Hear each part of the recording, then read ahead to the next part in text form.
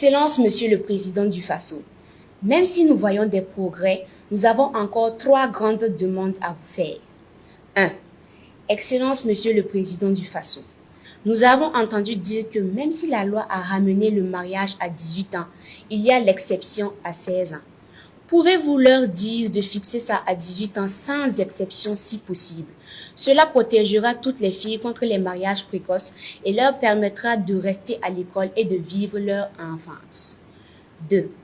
Excellence, Monsieur le Président du Faso, nous sommes contents que vous avez instauré le 15 mai pour nous permettre de connaître notre tradition. Mais nous avons peur que nos papis et mamies pensent qu'ils peuvent exciser les filles et marier les enfants. Nous voulons vous demander de, si possible, prendre la parole officiellement pour leur expliquer le sens de la journée du 15 mai, journée des coutumes et des traditions et dans toutes les langues. Excellence, Monsieur le Président du Faso, nos parents nous ont expliqué que la loi prévoit que les enfants qui ont commis des délits mineurs n'aillent pas en prison, mais qu'ils fassent des travaux légers, comme désherber le CSPS, nettoyer la cour de l'école. Pouvez-vous demander au juge d'appliquer cette décision? Cela évitera aux enfants d'aller en prison et d'être en contact avec de mauvaises choses. Excellence, Monsieur le Président du Faso, nous savons que vous nous écoutez et que vous êtes prêts à agir pour nous protéger. Ces changements sont très importants pour nous et nous permettra d'avoir un avenir meilleur. Merci, Excellence, Monsieur le Président du Faso, de toujours penser à nous, de nous protéger, de nous soutenir et de construire avec nous un Burkina Faso où chaque enfant peut être en sécurité, aller à l'école et réussir dans la vie. Nous vous remercions. Bonjour à tous. Soyez les bienvenus. Donc vous êtes des honorables députés aujourd'hui et je suppose qu'à l'ALT tout s'est très bien passé. Oui. Les ministres ont pu bien répondre, ils ont été convaincants? Oui. D'accord, Dieu merci. En tout cas, il y a beaucoup de choses que nous avons entrepris en faveur donc, des enfants et tout ce que nous faisons d'ailleurs c'est en faveur des enfants. Vous êtes l'avenir de cette nation, vous êtes l'avenir de la patrie. Donc tout ce que nous faisons c'est pour les enfants. Ça, il faut déjà comprendre cela. Toute initiative que nous prenons, c'est pour votre bien-être, c'est pour que vous puissiez vivre donc en bonne santé, aller à l'école, vous épanouir et faire tout ce que voilà, vous pouvez apporter pour la patrie. Beaucoup de choses ont été initiées, beaucoup de choses restent à faire, tout dépend du rythme auquel nous partons. Et comme vous constatez, il y a beaucoup d'enfants aussi qui étaient déplacés, mais qui commencent à reprendre les cours petit à petit dans plusieurs localités. Ça, c'est dû à l'abnégation des forces de défense et de sécurité et les VDP qui sont sur le terrain, qui se donnent corps et âme, qui se sacrifient jour et nuit pour que vous, les enfants, vous puissiez vivre en paix et aller à l'école.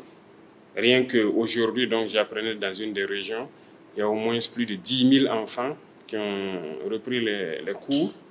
Donc, les classes ont été officiellement ouvertes et je pense que ça va en droite ligne avec vos aspirations qui sont que tous les enfants puissent aller à l'école.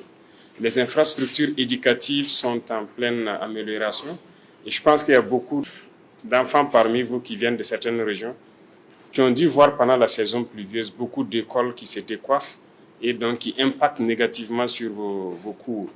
Donc, nous avons élaboré un nouveau modèle d'école et nous sommes en train de trouver les moyens pour implémenter ça un peu partout au Burkina pour que les intempéries et autres catastrophes naturelles ne puissent pas impacter vos études.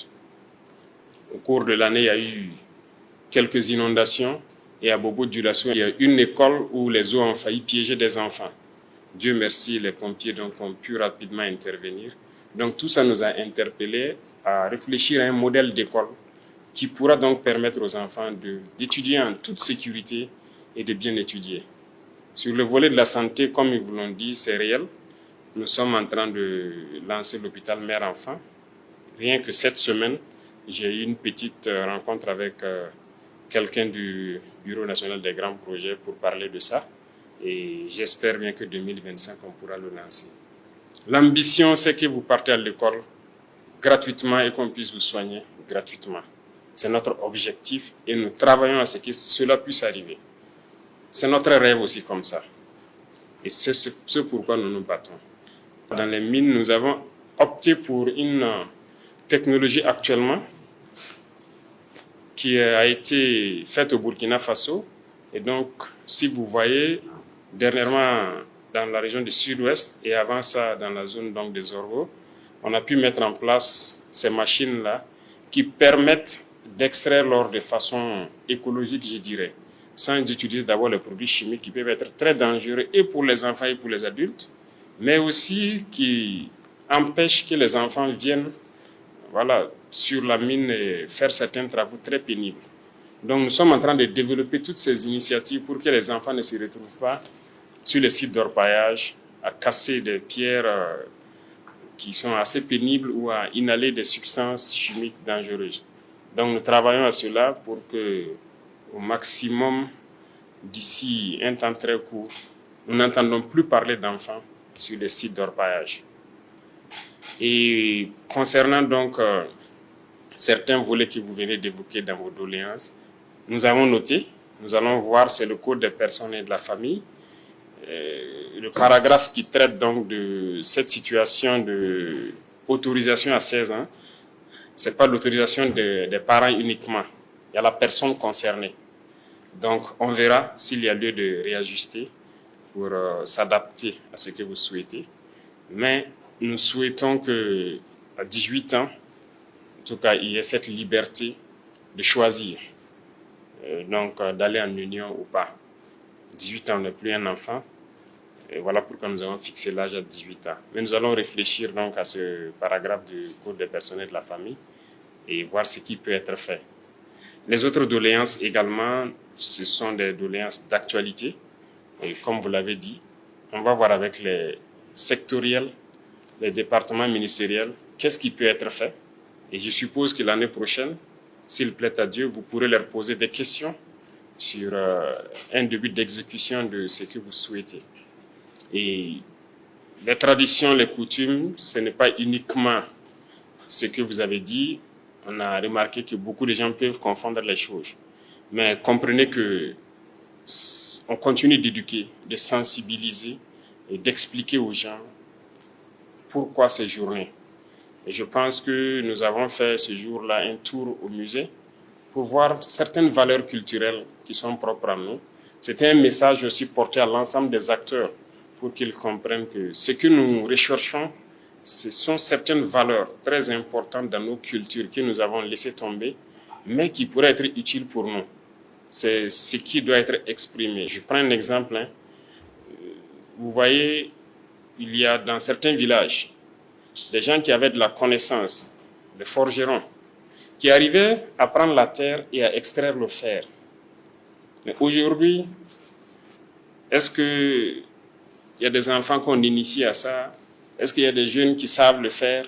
Je ne pense pas. Mais pourtant, on achète le fer à l'extérieur.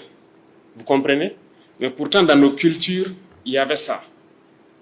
Mais nous avons perdu. Dans nos cultures, quand j'ai été au musée, j'ai vu qu'il y avait des types de constructions que nous avions qui devraient nous permettre aujourd'hui, dans le contexte de guerre, de faire face facilement à l'ennemi. Mais nous avons perdu beaucoup de choses. Bref, il y a tellement de choses positives dans notre culture, c'est ce que nous voulons que nous partons puiser. Mais tout est une question de communication. Nous allons continuer à communiquer et à sensibiliser sur les dérives qui peuvent provenir de la mauvaise compréhension du 15 mai et que ça ne parte pas dans le sens de l'excision ou tout autre fait qui puisse être nuisible à qui que ce soit. OK? Donc, nous pouvons vous assurer que nous travaillons en toute âme et conscience pour que vous soyez de très bons citoyens de demain. Ce pays vous appartient, c'est à vous de le prendre. Nous allons vous inculquer un certain nombre de valeurs et de transmettre ces valeurs à vos enfants. Demain, vous aurez des enfants, vous serez à notre place et vous allez aussi donner tout pour que vos enfants soient dans de meilleures conditions que vous. Quand je vous écoute aujourd'hui, vous êtes meilleurs que nous. On veut que vos enfants puissent être meilleurs que vous. Donc, on est obligé de vous inculquer un certain nombre de valeurs. Et aujourd'hui, à l'école, on a introduit un certain nombre de matières. l'éducation civique que j'ai instruit le ministère de mettre. C'est pour vous former au patriotisme. Voilà, pour que vous repreniez en main votre patrie. Et ça demande un certain nombre de valeurs que vous devez comprendre et mettre en œuvre tous les jours. Il y a l'agriculture, si on peut le dire, qui sera initiée, les petits jardins que vous allez reprendre à l'école pour commencer à faire de manière pratique certaines choses que vous imaginez. Et je sais qu'il y a beaucoup de gens qui aiment ces activités, qui le font peut-être par contrainte, mais si on vous initie, ça pourra permettre à d'autres de se lancer plus tard, quand ils seront grands, et de choisir leur filière d'ailleurs. Donc, même les métiers, un certain nombre de petits métiers seront introduits à l'école pour que ceux qui ont la passion pour la mécanique, l'électricité ou autre, puissent dès un certain âge commencer à toucher du doigt de manière pratique et pouvoir se spécialiser à un moment donné pour être très performant dans la filière qu'il aura choisie. Voilà un peu un certain nombre d'innovations que nous sommes en train d'introduire à l'école, mais nous restons toujours à l'écoute. Peut-être que vous pourrez vous-même réfléchir à quelque chose et faire des apports. Donc vous n'êtes pas que des enfants, ne vous dites pas que vous ne pouvez pas apporter quelque chose. Vous pouvez réfléchir, faire des propositions aussi à vos enseignants, à vos encadreurs. Ils vont nous faire remonter et ça va nous permettre d'améliorer beaucoup de choses. On se comprend? Oui. Donc rassurez-vous, nous faisons tout pour que vous soyez de très bons citoyens et que vous puissiez vivre dignement des ressources de votre pays et que vous ayez un avenir prometteur. C'est tout notre combat comme ça et nous allons continuer à lutter pour ça.